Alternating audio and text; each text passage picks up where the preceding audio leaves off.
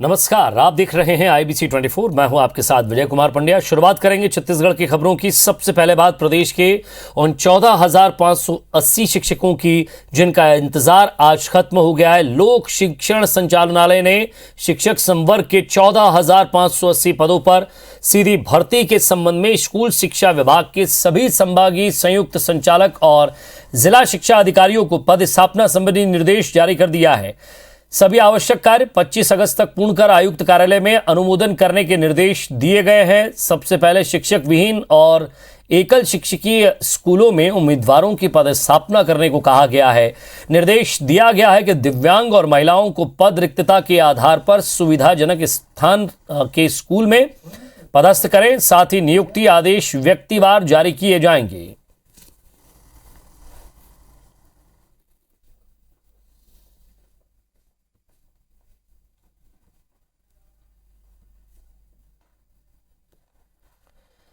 तो इससे पहले डॉक्टर प्रेमसाय सिंह टेकाम, जो कि स्कूल शिक्षा मंत्री हैं, उन्होंने साफ तौर पर एक सप्ताह पहले ये कहा था कि आदेश जारी होने वाले हैं और वित्त विभाग ने भी इसकी मंजूरी दे दी है। और आज ये लेटर उन 14,000 से ज़्यादा शिक्षकों के लिए जो अपनी पदस्थापना का इंतजार कर रहे थे लगभग 2 साल से।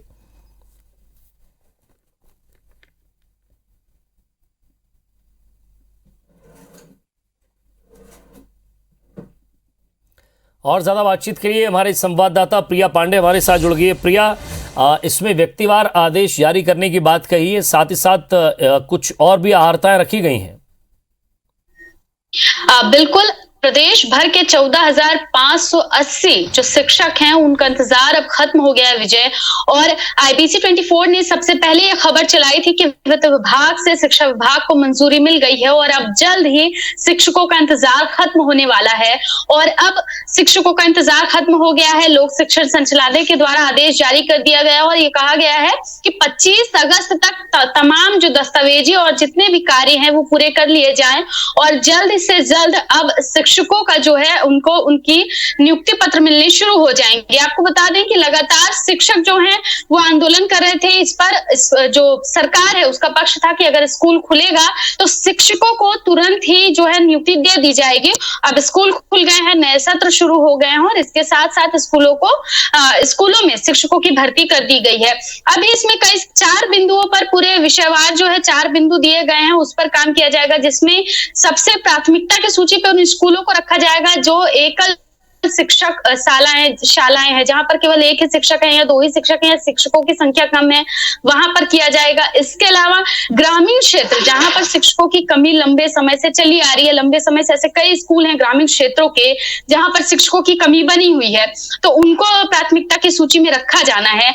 इसके अलावा जो महिलाएं हैं और दिव्यांग शिक्षक, उनको उनकी सुविधा के अनुसार और क्या क्या कहां पर किस तरीके के महिलाओं के लिए पद रिक्त है, दिव्यांग जनों के लिए जो पद रिक्त है, उसको भी ध्यान में रखते हुए जो है आदेश जो नियुक्ति जो है वो दी जानी। इसके अलावा व्यक्तिवार नियुक्ति पत्र जारी किया जाएगा। तो एक लंबा इंतजार जो है वो शिक्षकों का खत्म हो रहा है और ये अच्छी बात भी है, क्योंकि हमने देखा कि प्रदेश भर के 14,580 शिक्षक सालों से अपने अधिकार की लड़ाई कर रहे थे, लंबे समय से इनकी लड़ाई चली आ रही थी। अब ये इंतजार खत्म हो गया है तो ये राहत की बात है। इसके अलावा प्रदेश को नए 14,000 शिक्षक भी मिलेंगे। चलिए, शुक्रिया इस पूरी जानकारी के लिए प्रिया आपका।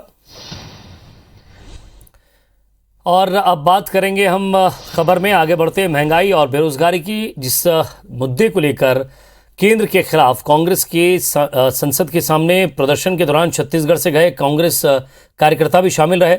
लेकिन खास बात यह रही कि प्रदर्शन के दौरान छत्तीसगढ़ के स्वास्थ्य मंत्री टी.एस. सिंहदेव के समर्थन में जमकर नारेबाजी हुई। टी.एस. सिंहदेव के समर्थकों ने जिंदाबाद के नारे लगाने के साथ ही छत्तीसगढ़ डोल रहा है, बाबा बाबा बोल रहा है कि नारेबाजी की है। इस नारेबाजी की सियासी गलियारों में काफी चर्चा है।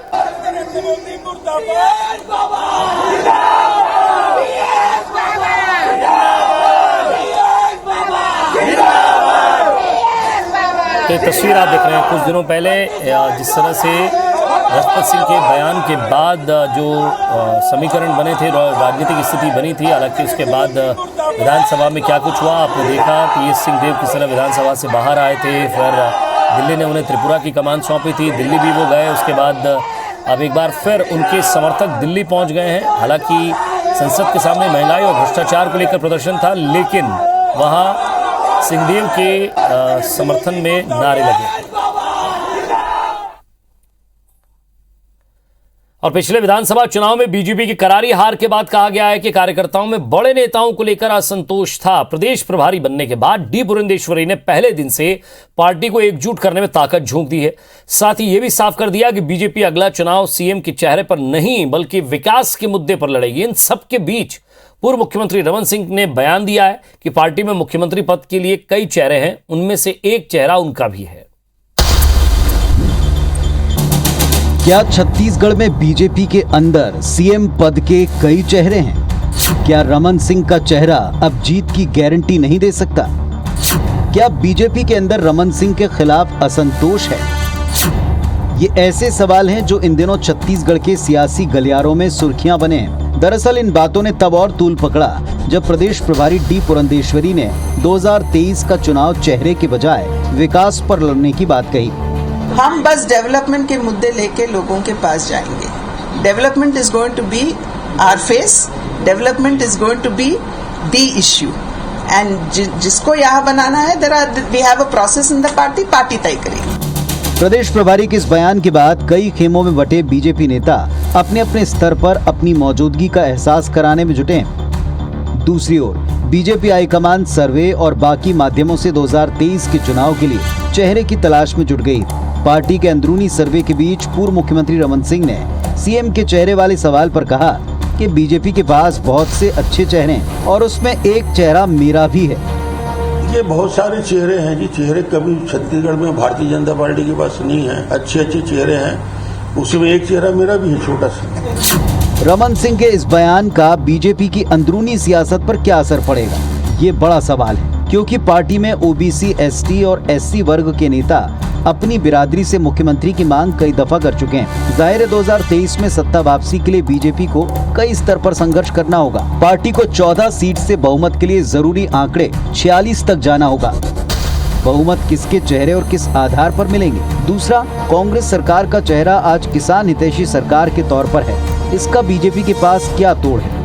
बीजेपी की इन सभी चुनौतियों के बीच कांग्रेस पुरजोर तरीके से 2023 चुनाव के लिए अपनी तैयारी शुरू कर चुकी है। रमन सिंह का बयान सामने आने के बाद कांग्रेस को बीजेपी पर तंज कसने का एक और मौका मिल गया। 15 साल के कुशासन का जो बना हुआ चेहरा है वो आने वाले समय में भाजपा का चेहरा नहीं हो सकता। ये उनके प्रभारी पुरंदेश्वरी जी ने कहा है। अब आज उनका बयान अगर बदल जाएगा, रमन सिंह जी उनके चेहरे होंगे, तो ये तो उनकी पार्टी का अंदरूनी मामला है। रमन सिंह जी का ये बयान सिर्फ अपना अस्तित्व बचाने की जद्दोजहद मात्र है।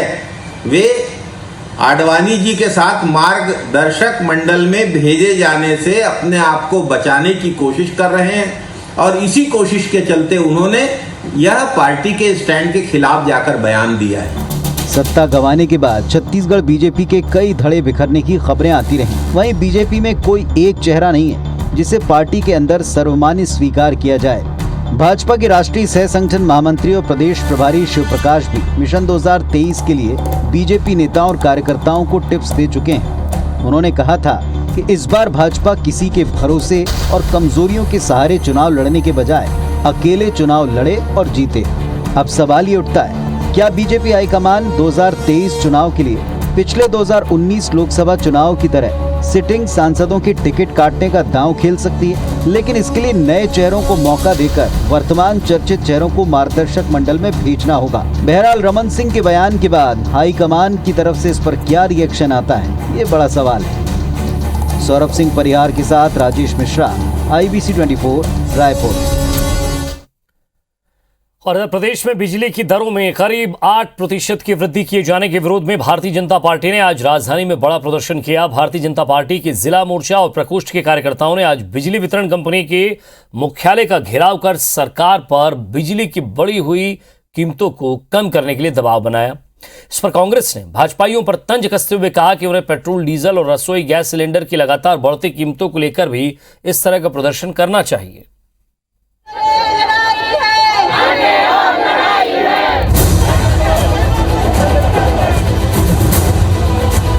ये तस्वीरें राजधानी रायपुर की हैं, जहां बीजेपी ने बिजली दर में बढ़ोतरी का विरोध किया।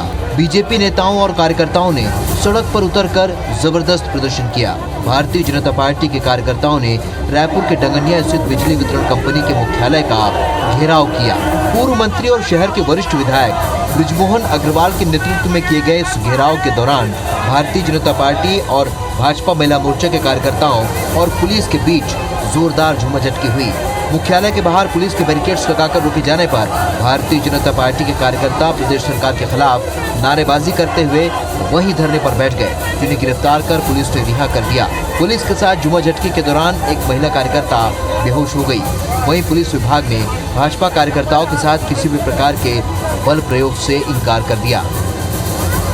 सरकार ने कहा था कि बिजली बिल आधा करेंगे और बिजली बिल आधा करने के बजाय बिजली बिल को बढ़ाने का काम कर रहे हैं। इसके विरोध में भारतीय जनता पार्टी के कार्यकर्ता आज सड़क पर उतरे हैं। पूरे प्रदेश में होगा और ये सरकार को हम चैन से बैठने नहीं देंगे। और घबराने के कारण हमारे कार्यकर्ताओं के ऊपर में लाठीचार्ज किया है, उनको मारा है, झूमाझटकी हुई है। जो बिजली बिल हाफ करने का वादा किया था उससे मुकरते हुए उन्होंने बिजली बिल को और बढ़ा दिया है।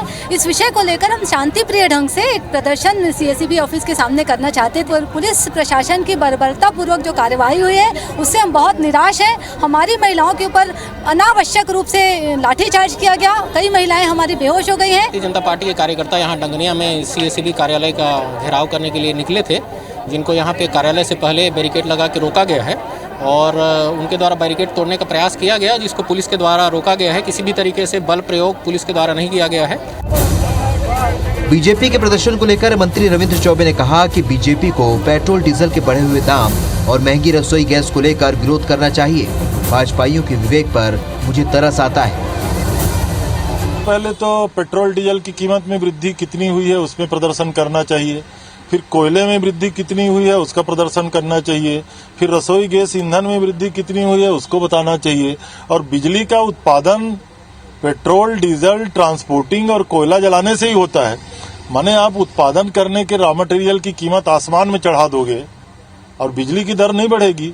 ये उनके विवेक पे मुझे तरस आता है। बिजली की दरों में वृद्धि को लेकर जिस तरह से भाजपा के तेवर नजर आ रहे हैं उसे देखकर ऐसा लगता है कि कई दिनों बाद आम जनता से जुड़ा मुद्दा उनके हाथ लगा है। भारतीय जनता पार्टी इसे लेकर पूरे प्रदेश में इसी तरह धरना प्रदर्शन और घेराव करने की तैयारी में जुट गई है। राजेश मिश्रा, IBC 24, रायपुर। और इधर कोरबा से एक बड़ी खबर मिल रही है। हाथियों के दल के बीच फंसे विधायक। हाथी प्रभावित क्षेत्र के दौरे पर थे विधायक मोहित राम किरगेट्टा। पानी टंकी के ऊपर चढ़कर लोगों ने अपनी जान बचाई है। तो कटघोरा वन मंडल के हाथी प्रभावित क्षेत्र का दौरा कर रहे थे विधायक और अचानक हाथियों का झुंड वहां पहुंचता। इलाके में 40 हाथियों का दल है। वन विभाग के कर्मचारी भी मौके पर मौजूद है। तस्वीर आप देख रहे हैं जहां विधायक मोहित राम किरगेट्टा पानी की टंकी पर चढ़ गए। ये तस्वीर आप देख रहे हैं, पानी की टंकी पर चढ़कर अपनी जान बचाई है। धीरज दुबे हमारे संवाददाता हमारे साथ जुड़ गए। धीरज, लगातार पिछले 1 महीने से, हालांकि ये सिलसिला और भी पहले से जारी है, लेकिन पिछले 1 महीने से हाथियों के दल का उत्पात जारी है। जी ये कटघोरा वन मंडल क्षेत्र की घटना है। यहाँ पे 40 हाथियों का दल जो है लगातार भ्रमण कर रहा है और कल देर रात ही एक ये झरिया मोड़ा गांव है गुरसिया के पास में, वहाँ के एक 30 व्यक्ति जो अपने रिश्तेदार के पास गया हुआ था, वो वापस आते समय उसको अपने हाथी ने अपने चपेट में ले लिया था। उससे मौके पर इसकी मौत हो गई थी। आज विधायक उसी परिवार से मिलना और परिवार को सांत्वना और सहायता राशि देने पहुंचे हुए थे। इस बीच वापस आते समय उनकी काफिले को और आसपास हाथी होने की सूचना मिली, जिसके बाद हाथियों ने पूरे गाँव को घेर लिया था। जिसके बाद विधायक समेत जो गांववासी थे वो गांव की बने पानी टंकी पे ऊपर चढ़े। इसके बाद में मौके पे वन विभाग के कर्मियों को सूचना दी गई, जिसके बाद वन विभाग की हुल्ला पार्टी मौके पहुंची और हाथियों को जंगल की ओर वापस कर दिया गया। जिसके बाद विधायक अब वापस अपने निवास स्थल पे पहुंच चुके हैं। धीरज, विधायक जी तो सुरक्षित घर चले गए, लेकिन अब फिर हाथियों का दल वहीं है। ऐसे में उस दल की निगरानी करने वाला कौन है, क्योंकि उसको कैसे आगे बढ़ाया जाएगा, कैसे जंगल की तरफ भेजा जाएगा, इसको लेकर क्या अपडेट मिल रहा है? देखिए लगातार जो यहाँ पे ग्रामीण है वो दहशत के माहौल में रह रहे हैं और लगातार इस तरह घटनाएं सामने आती रही हैं। बीते रात में ही एक व्यक्ति की हाथी ने जान ले ली है। इसके अलावा हर रोज फसल नुकसान और मकानों को क्षति हाथी पहुंचा रहे हैं और जो वन विभाग का अमला है वो केवल खाना पूर्ति के अलावा और कुछ करता नजर नहीं आ रहा है। हालांकि वन विभाग के कर्मी जो है वो ग्रामीणों को प्रशिक्षण देने की बात कर रहे हैं, लेकिन ऐसे कोई संसाधन मुहैया ग्रामीणों को नहीं कराए जा रहे हैं जिससे वो हाथियों को वापस जंगल को खदेड़ सके। लगातार इस बात पर जोर दिया जा रहा है कि लेमरू एलिफेंट रिजर्व यहाँ पे बनाया जाए, जिसके बाद में जो हाथियों का व्यवहार क्षेत्र है उनमें ही उनके भोजन और बाकी तमाम व्यवस्था की जाएगी, जिसके बाद हाथी जंगल में रहेंगे और ग्रामीणों को नुकसान नहीं पहुंचाएंगे। लेकिन अब पिछले 1.5 साल से ये घोषणा सिर्फ कागजों में ही है और इस धरातल पर नहीं आ पा रही, जिसकी वजह से इसका खामियाजा ग्रामीणों को भुगतना पड़ रहा है। नजर बनाए रखिएगा धीरज, आगे भी आपसे अपडेट लेते रहेंगे। बहुत बहुत शुक्रिया इस तमाम बातचीत के लिए। छत्तीसगढ़ में क्या अधिकारी सांसद और विधायकों की बात नहीं सुन रहे हैं? इस बात का जिक्र इसलिए क्योंकि सामान्य प्रशासन विभाग का एक लेटर काफी चर्चा में है, जिसमें सांसदों विधायकों के पत्रों को अभिस्वीकृति देने के साथ जनप्रतिनिधियों से सौहार्दपूर्ण व्यवहार बनाए रखने की बात कही है। इस आदेश पर नेता प्रतिपक्ष धर्मलाल कौशिक ने कहा है कि कांग्रेस के जनप्रतिनिधियों को तकलीफ हुई है, जिसके बाद ये निर्देश जारी किया गया है। वहीं संसदीय कार्य मंत्री रविंद्र चौबे का कहना है कि ये रूटीन प्रक्रिया है, इस तरह के निर्देश समय समय पर जारी किए जाते हैं। सत्ता पक्ष और प्रतिपक्ष की बात नहीं है। आपको ये मालूम है कि केवल बीजेपी कहे तो इतने आसानी से पत्र लिखने वाले नहीं हैं। जब खुद को दर्द होता है तभी कार्रवाई होती है। ये बहुत सारी बातें आ गई हैं। मुझे उम्मीद है कि पत्र ऐसे लिखते रहेंगे और अधिकारियों में कितना सुधार होगा ये भविष्य में देखेंगे। संसदीय कार्य विभाग के द्वारा इस प्रकार से निर्देश पहले भी होते रहे हैं और विधानसभा में कभी कभार ये मामला उठ जाता है कि माननीय जनप्रतिनिधियों के पत्रों का उत्तर दिया गया, नहीं दिया गया, कहीं आमंत्रण में नाम छूट गया। तो ये बहुत ही औपचारिक रूटीन का आदेश है। इस प्रकार के आदेश जारी होते रहते हैं। कबीरधाम जिले में कुछ दिन पहले ही पदस्थ हुए जिला शिक्षा अधिकारी इन दिनों शिक्षकों की जमकर क्लास ले रहे हैं। हाल ही में एक और नया वीडियो वायरल हो रहा है जो जिले के लोहारा ब्लॉक के ग्राम रक्से की प्राथमिक स्कूल का है। जिला शिक्षा अधिकारी राकेश पांडे जब निरीक्षण में प्राथमिक स्कूल के मोहल्ला क्लास में पहुंचे तब एक शिक्षक से अंत्येष्टि शब्द लिखने को कहा गया। ये वे शब्द नहीं लिख पाए, जबकि शिक्षक हिंदी में एमए हैं। वहीं कक्षा 4 की छात्रा पहली कक्षा की पुस्तक नहीं पढ़ पाई। इस बात पर नाराज जिला शिक्षा अधिकारी शिक्षकों पर जमकर बरसे।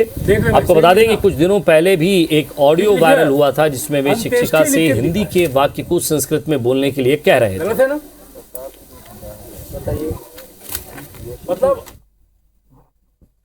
चिटफंड कंपनियां सुनहरे सपने दिखाकर करोड़ों की ठगी कर चुकी है। वहीं अब छत्तीसगढ़ गृह विभाग ने पीड़ित परिवार को राहत देने के लिए आवेदन मंगवाए हैं। पहली तस्वीर रायपुर की, जहां अधिकारियों की नियुक्ति की गई। दूसरी तस्वीर बिलासपुर की, जहां आवेदन के लिए निवेशकों की भीड़ लग गई। शहर से लेकर ग्रामीण क्षेत्र के हजारों लोग आवेदन जमा करने कलेक्ट्रेट पहुंचे।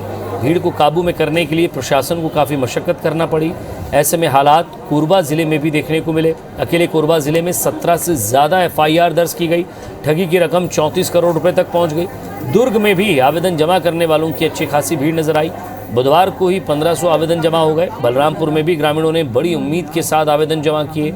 अधिकारी इतने आवेदन आने की उम्मीद नहीं कर रहे थे। और देश के लिए 4 अगस्त का दिन इतिहास के पन्नों में दर्ज हो गया है। स्वदेशी प्लेटों से बनाया युद्धपोत INS विक्रांत अब नौसेना की ताकत बनकर समुद्री सीमा देश की रक्षा करेगा। INS विक्रांत की क्षमता की बात करें तो युद्धपोत में 24 MiG-29 फाइटर प्लेन को रखा जा सकता है। समुद्र के बीचों बीच INS विक्रांत विमान वाहक के रूप में तैनात किया जाएगा। 40,000 टन वजनी इस विशाल युद्धपोत की लंबाई 262 मीटर, चौड़ाई 65 मीटर और ऊंचाई 59 मीटर है। इसके अंदर 2700 बैरक बने हुए हैं। वहीं इस युद्धपोत में 1700 लोगों को एक साथ ले जाया जा सकता है। इतनी बड़ी संख्या में एयरक्राफ्ट रखने वाले देशों में अब भारत भी शामिल हो चुका है। भिलाई स्टील प्लांट अब तक 30,000 टन से अधिक प्लेटों की सप्लाई नौसेना को कर चुका है।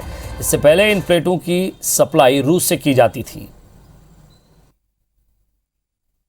आत्मनिर्भर भारत के तरफ एक बहुत बड़ा कदम है और INS विक्रांत को बनाने से जो है भारत विश्व में उन चुनिंदा देशों में जुड़ गया है जो इतनी सोफिस्टिकेटेड, इतनी कॉम्प्लेक्स और इतनी विशालकाय एयरक्राफ्ट युद्धपोत खुद ब खुद अपने देश में ही बना सक रही है।